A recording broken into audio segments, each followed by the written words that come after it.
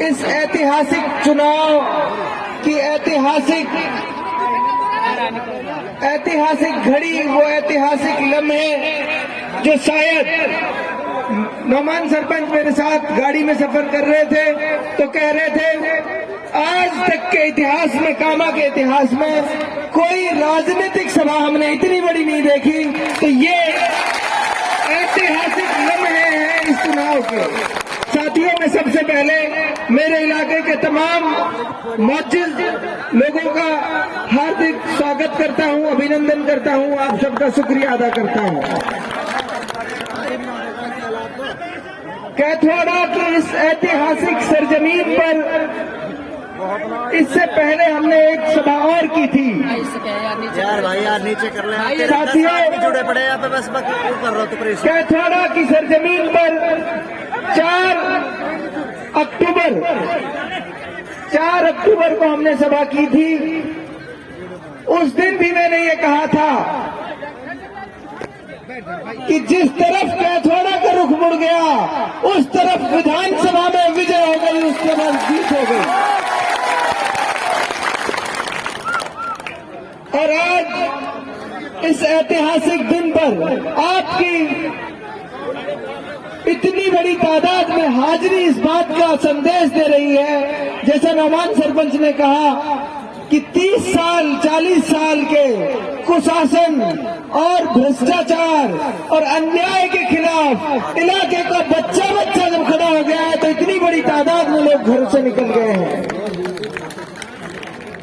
मैं रामधारी सिंह दिनकर एक कवि हुए हिंदी के बहुत बड़े, उन्होंने कहा सदियों की ठंडी पड़ी राख सुगबुगा उठी, सदियों की ठंडी पड़ी राख सुगबुगा उठी, मिट्टी सोने का ताज पहन ढिलाती है, दो राह समय के रथ की आवाज सुनो, सिंहासन खाली करो कि जनता आती है, सिंहासन खाली करो कि जनता आती है। साथियों, ये सच्चाई है, इसमें कोई शक नहीं है कि ये मुख्तार की ताकत नहीं है, ये किसी और की ताकत नहीं है, ये ताकत आम आदमी की है, ये हर गरीब और हर सताए हुए आदमी की ताकत है जो इतनी बड़ी तादाद में आप यहाँ आ गए। मैं इस ऐतिहासिक दिन पर उन तमाम लोगों को भरोसा दिलाता हूं, यकीन दिलाता हूं, मेरा आज तक का जीवन भी सुबह से शाम तक, शाम से सुबह तक सिर्फ और सिर्फ इस इलाके की कुड़न और इस इलाके की फिक्र को लेकर आज तक भी गुजरा है। और मैं पूरे जीवन भर आपको भरोसा दिलाता हूं, आपके इस पगड़ी को, आपके इस मान सम्मान को, आपके इस भरोसे को, आपके इस यकीन को पूरे जीवन भर नहीं टूटने दूंगा, निश्चित रहो। कामा विधानसभा के अंदर जो तमाम तरह की परेशानियां थी वो इतिहास बन चुकी है। जिस दिन शपथ ग्रहण होगा, शपथ ग्रहण के अगले ही क्षण, अगले ही सेकंड, अगले ही पल से आपका बेटा अपनी जिम्मेदारी संभालते ही अपना काम शुरू कर देगा। मैंने पहले भी कहा है, मैं फिर कहता हूं, आप यकीन रखें, एतमाद रखें, पुलिस प्रशासन की गुंडागिरी से, पुलिस प्रशासन की लूट से इस इलाके को आजाद कराने का काम करके रहेंगे। सड़क पर, थानों में मेरे इलाके का एक आदमी का नाजायज पैसा नहीं जाएगा, इस बात का भरोसा आपको दिलाता हूं। बिजली की टंकी की आपने बात करी, सड़कों की आपने बात करी, साथियों मैं इससे आगे की बात करता हूं। ये सारी चीजें तो ठीक होंगी, इससे आगे की बात करता हूं। इलाके के हर घर से ऐसे नौजवान तैयार करने की कोशिश करूंगा जो पूरी दुनिया में मेवात इलाके का नाम रोशन करने का काम करेंगे। इलाके के हर नौजवान को, हर गरीब आदमी के बच्चों को पढ़ाना आपके बेटे की सबसे पहली प्राथमिकता होगी, सबसे पहला काम होगा। और जो भरोसा, जो यकीन इलाके के इन तमाम जिम्मेदारान ने मुझ पर किया है। आप यकीन रखें, इनकी मान मर्यादा, इनके सम्मान में भी पूरे जीवन भर कभी ठेस नहीं पहुंचेगी। कोई बात इनकी शान में कोई गुस्ताखी नहीं रहेगी, इसकी भी आप भरोसा कर लें। फौजी वाले में, फौजी बैग में। इसके साथ साथ कुछ चंद बातें आपसे और करूंगा। वो इसलिए जरूरी है कि अभी हमें अगले 5-6 दिन बहुत संभल कर चलना है, बहुत संभल कर चलना है। दुश्मन को कभी कमजोर नहीं समझना चाहिए, दुश्मन को कभी कमजोर नहीं समझना चाहिए। अब सब जानते हैं आप, कांग्रेस के कैंडिडेट आज इस स्थिति में हैं। कल परसों फतेहपुर गांव में जाकर बिरादरी के जिम्मेदारों के सामने आप पता कर लेना, ये कह के आए हैं कि बीजेपी को वोट कर दो लेकिन मुख्तार को वोट मत करो। वो लोग जो हमें बी टीम कहते थे वो आज ए टीम का काम कर रहे हैं। कांग्रेस का कैंडिडेट 2000 वोट पार नहीं करेगा, 2000 वोट पार नहीं करेगा।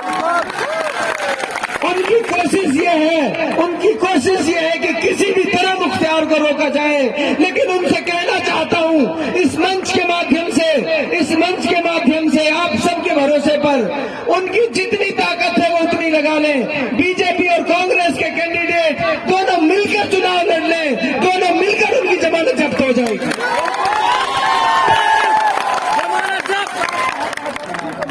उनकी इन साजिशों को ध्यान में रखना है। उनका बहुत करीबी सरपंच, उनका सबसे करीबी क्यों कहूं तो उनका सबसे करीबी सरपंच कल बीजेपी में शामिल हो गया। उनके तमाम नजदीकी लोग बीजेपी में शामिल हो रहे हैं। इसका मतलब यह है अभी भी साजिश से बाज नहीं आ रहे हैं, अभी भी ये चाहते हैं कि हम तो डूब ही रहे हैं लेकिन किसी तरह मुख्तार को रोका जाए। मुख्तार अगर कामयाब हो गया तो तुम्हारी पूरे जीवन की इस अत्याचार की राजनीति का खात्मा हो जाएगा। इसलिए चाहते हैं मुख्तार को रोका जाए। आप सबको जिम्मेदारी देता हूं। नौमान सरपंच ने जैसा कहा, गाड़ियों को छोड़ दो, मोटरसाइकिल से, साइकिल से और पैदल इलाके में निकल जाओ। आपसे हाथ जोड़ के गुजारिश कर रहा हूं, ये मौका दोबारा नहीं आएगा, ये समय दोबारा नहीं आएगा। एक आदमी के पास जाइए, एक आदमी को मिलाइए, एक आदमी को समझाइए। मैं सारे लोगों के पास शायद नहीं पहुंच पाऊं, लेकिन आप मौजूद हैं। आप अपनी जिम्मेदारी लें, अपना काम समझे इसको कि जिसके पास मैं नहीं जा पाऊंगा उसको आप मनाओगे, उसके आप हाथ जोड़ोगे। पीछे तक हाथ उठाकर बताएं, 25 तारीख तक दोनों हाथ उठाकर बताएं। सारे लोग हाथ उठाकर बताएं, अपने भाइयों को बनाने का काम करेंगे।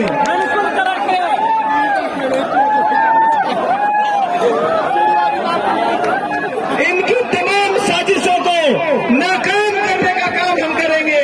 एक बात और आपसे कहना चाहता हूं साथियों, किसी भी तरह की इनके पास कोई और कुछ बचा नहीं है सिवाय इसके कि माहौल खराब करना चाहते हैं। इसलिए साथियों आपसे हाथ जोड़कर गुजारिश कर रहा हूं, एक रिक्वेस्ट और आपसे कर रहा हूं, किसी भी तरह की ना इत्तेफाकी, किसी भी तरह का लड़ाई झगड़ा, किसी भी तरह की बदमनी इलाके में नहीं फैलनी चाहिए। अपने अपने पोलिंग बूथ पर जाकर हाथ जोड़ कर वोट मांगोगे, हाथ जोड़ कर आओ। किसी से जोर जबरदस्ती नहीं करोगे आप लोग। प्यार से, चैन से, सुकून से चुनाव को लड़ेंगे।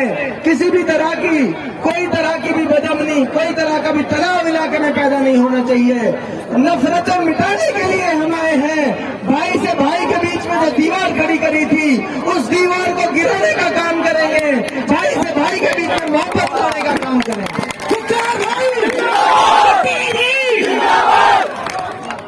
इन्हीं शब्दों के साथ मैं अगले 5-6 दिनों के लिए आप सबसे दरखास्त कर रहा हूं, जहां भी अपने अपने गांव में, अपने अपने बूथ में अपने रूठे हुए भाइयों को मनाने का काम आप लोग करोगे। यहां से जाने के बाद अपनी अपनी जिम्मेदारी सारे लोग निभाओगे।